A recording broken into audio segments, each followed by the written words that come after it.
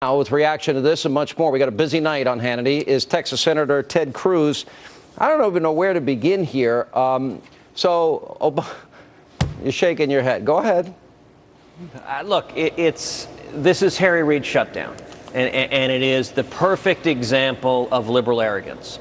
4 times the House of Representatives has endeavored to compromise, to pass a bill that funds the entire federal government, but at the same time prevents the enormous harms Obamacare is causing to millions of Americans. And 4 times, Harry Reid has said, pound sand, go jump in a lake. He won't negotiate. He won't talk. He told the president, don't talk to Congress. I mean, apparently their view is the president should negotiate with the nation of Iran, but not with Congress. That's just unreasonable. It's ridiculous. And that's what their position is. Why would we want to help one kid with cancer? Why? Do I even have to begin to answer that? I mean, if you want to talk about cold, callous, heartless, mean-spirited, hateful, all the rhetoric that Harry Reid recklessly throws around against Republicans, it fits him. Your reaction to that? Well, look, it illustrates what's really going on. As you know, the mainstream media all reads the White House's talking points. So they all repeat, this is the Republican shutdown. And it's why what's happening now is so important. We saw a couple of days ago the Senate unanimously pass a bill funding the men and women of the military, saying we're not going to hold your paychecks hostage the way Harry Reid and President Obama had been threatening to do for weeks. Now, tonight, the House of Representatives has passed a bill funding the national parks, funding the national memorials. Harry Reid suggests he's going to kill that because he wants to keep the Statue of Liberty closed. He wants to keep the World War II memorial closed. There's another bill that the House is expected to pass tonight to fully fund the VA, that we need to stand by our veterans, the commitments we've made. From what Harry Reid has said, he's going to kill that tomorrow. So and, wait a minute. So I want to understand this. So all this casual cruelty of Harry Reid, he's going to subordinate literally compassion and decency for partisanship. He won't keep the parks open. He won't allow the vets to go to World War II. He's not going to fund the NIH, even if it's going to help one kid with cancer. I mean, that's pretty sick. What a twisted old. Sorry, Sean. There are 2 things going on. One, Harry Reid and President Obama believe this shutdown benefits them politically, so they don't want it to end. They like this shutdown.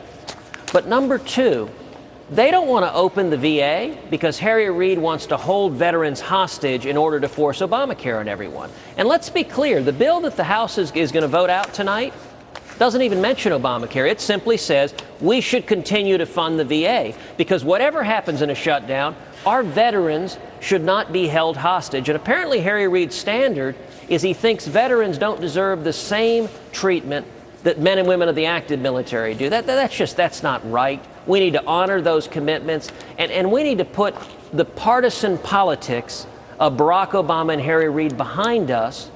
And, you know, just 2 days ago, President Obama gave a list of all of the negative things that would happen in a shutdown, that he wouldn't pay the Border Patrol, that he would shut down NASA, that he'd shut down the national parks, and that he'd shut down much of the VA.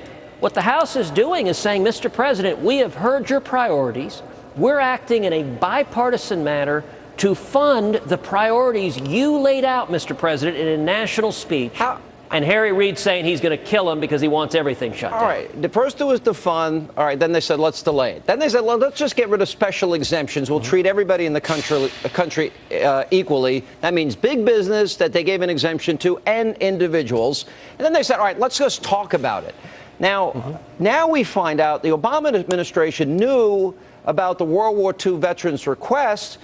They rejected it, and they sent more guards to the World War II memorial today than they did to Benghazi on September the 11th, 2012. Well, Sean, I don't think anyone is surprised, although I think we're saddened every day by the political gamesmanship of this administration. This is a president who during sequester furloughed air traffic controllers because he figured if people's flights were delayed, it would inflict the maximum pain. He shut pain. the White House down to children. Michelle Obama's whining that she can't tweet. Twitter has nothing to do with the White House or the budget. Sorry, you're not going to hear from me, but the government shutdown is not going to allow me. She doesn't do her own tweeting. Sorry, you may have to punch a few buttons there, First Lady. And yet, look, what's so valuable about this is the media will continue to report Republicans are shutting things down.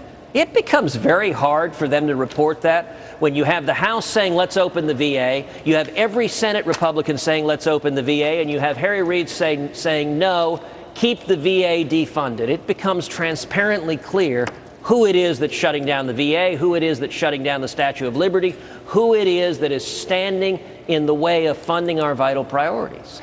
How do they get away with this? We're not going to talk to you. Our way or the highway. That's pretty much what it is. And if it means kids with cancer suffer, it means World War II vets suffer, they don't care. Look, is this the party of compassion and love and decency? Because they claim they have a monopoly on those things. What, you know?